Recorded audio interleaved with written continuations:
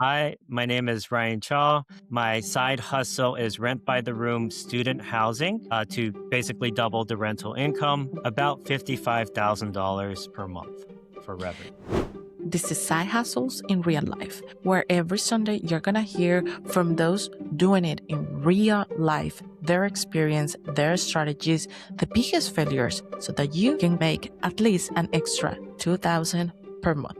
I'm Alejandra Rojas, Forbes columnist and financial educator. And if you like anything of what you hear on today's episode, please help us grow. Leave us a comment, a review, or subscribe to our YouTube channel. Let's get into the episode. Yeah, of course. So I'm a pharmacist, or I used to be a pharmacist by day, and my side hustle was real estate investing into student housing, rent by the room student housing. Rent by the room. Can you explain that a little bit, how it works? Yeah. So typically, a normal single family home, you'll rent it out to a single tenant, and it could be usually in most US states, it'll be 1,500 to 2,500 a month. However, if you rent out by the room instead and add extra bedrooms, typically you'll rent out for about double that amount. So instead of like 1,500 a month, or $2,000 a month, it would be more like 3,600 or $4,200 a month. Especially if I can get a house to 5 or 6 bedrooms.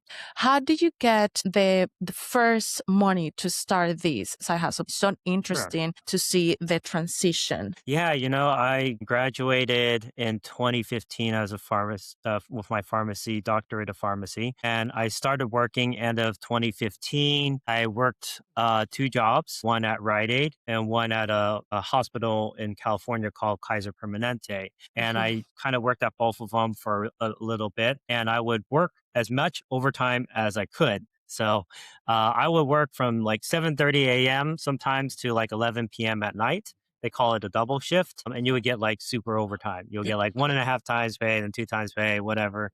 And I would also work the other job too during the other hours. So I really saved up a lot of capital because I knew real estate would be capital intensive. And so I just tried to save up as much as possible. What I realized though is you don't technically need hundreds of thousands of dollars to buy real estate. In fact, there's some programs where the government will fund the down payment for you if you're like low Mhm. income, for example. In California, they have a recent one called, I think it's called like the appreciation plan or loan or whatever it is, shared appreciation loan or something like this.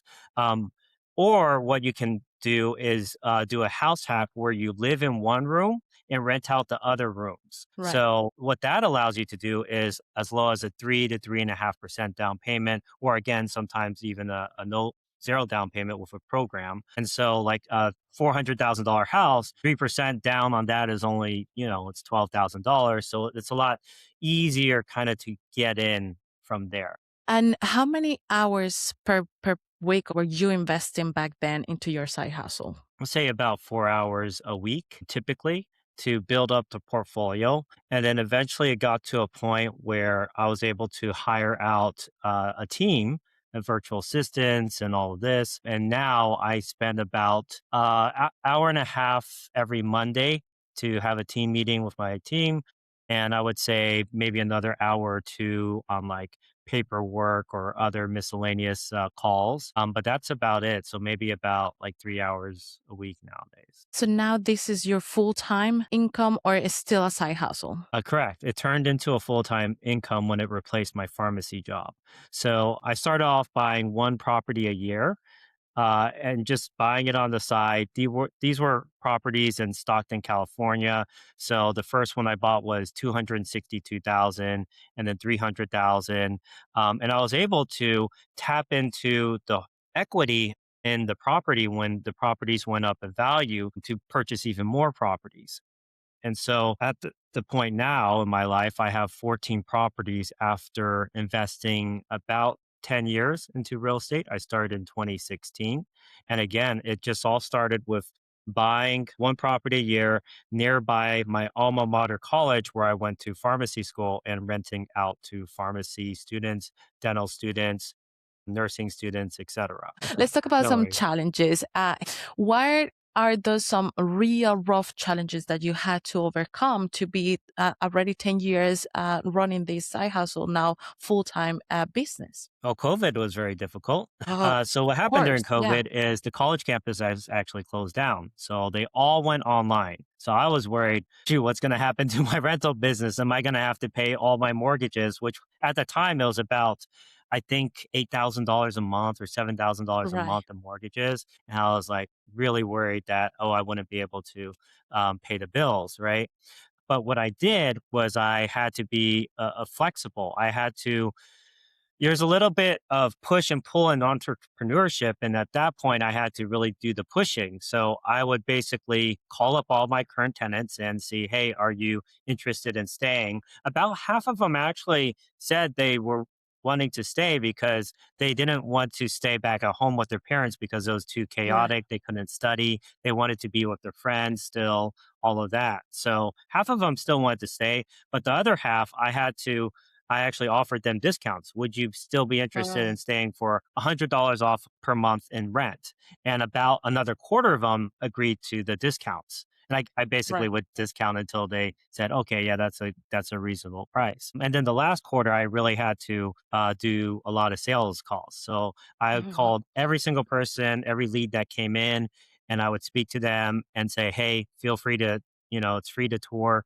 the house. You can check it out, meet other housemates and see if you like it or not, right? Yeah. And so I did a lot of calls during that time, and then I was able to get my place to fully 100% occupancy. And I think my decrease in revenue was only about 1,500 or 1,400, about like 1,450, Okay. something like this, per month. So it Yeah. wasn't like, you know, breaking the bank or anything like that. And I had 100% occupancy. Yeah, you didn't go out of business, which happened to a lot of real estate. Okay, walk us through the strategies that you have used, I mean, that you used 10 years ago and that you still use to continue running and growing the business.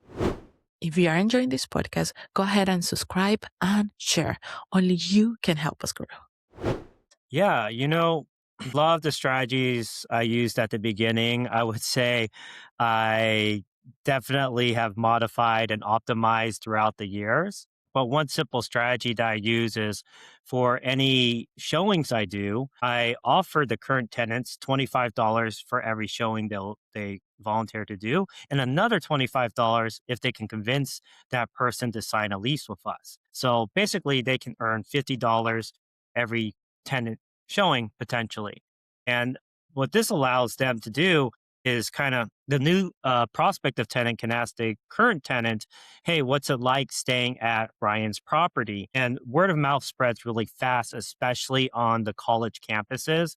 It's kind of like it spreads like wildfire, they say. And so once you establish a really good reputation for yourself at the college that you're investing there, people kind of just see you or learn that you're kind of like one of the go to landlords for good quality student housing nearby campus that doesn't break the bank. Right. So when you were studying and you make an emphasis on word of mouth and referrals, kind of like affiliate, but in real life, right? Mhm. How that actually look like in practicality? What did you have to do? Yeah. So at the very beginning, I kind of just started reaching out to some of my former friends at that college, but I also reached out to like coaches, and some of the coaches, they have like a swim team or tennis team, and they would have like 6 girls or 5 guys or whatever. And I would say, hey, yeah, I have 5 rooms or 6 rooms for that. And basically, they just said, hey, go ahead and sign a lease. It seems to be very close to the tennis court or swimming pool or whatever it is. And that's kind of like how I would say I got started. But a lot of it was also through Facebook groups. So a lot of these colleges, they have college housing Facebook groups where people to go to find good off-campus housing. And so I would just post in those Facebook groups saying, hey, we got a place for student housing super close to campus, only a 5-minute walk, obviously a safe neighborhood. And if you want to check it out, feel free to tour. We have people who can give you a tour. Today, how much is your business making in revenue per month or per year? About $55,000 per month. for revenue. And how have you been able to keep that revenue in the last 2 years, if we consider that the landscape has changed a lot for real estate? Right. Yes.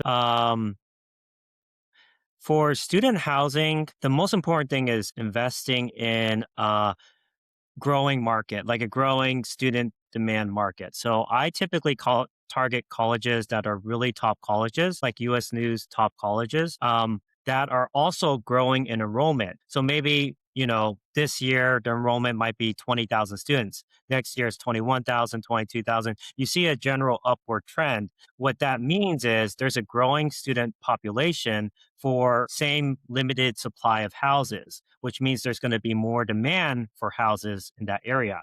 So that's typically what I look for. And once I find those campuses, and I found three of them, or sorry, four of them that I'm invested nearby right now, you invest there and you start building your reputation, your local reputation. And that's what ensures, kind of builds a moat around your business.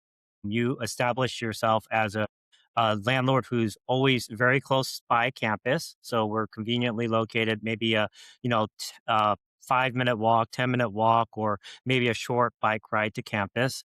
We establish ourselves as always in a safe neighborhood and also very affordable compared to on-campus housing. So on-campus charges usually 1,000 to 1,200 a month. Our properties are usually around $600 to $700 per month. So it's about half the price. So a lot of these students, they can be just as close to their classes, but only pay half the price. They don't have to pay for a meal plan. They don't have to pay for parking, etc. Thank you for listening. New Side Hustle drops next Sunday. In the meantime, share this episode with 3 other friends who want to make an extra $2,000 per month. This podcast is part of the Brown Way to Money Network.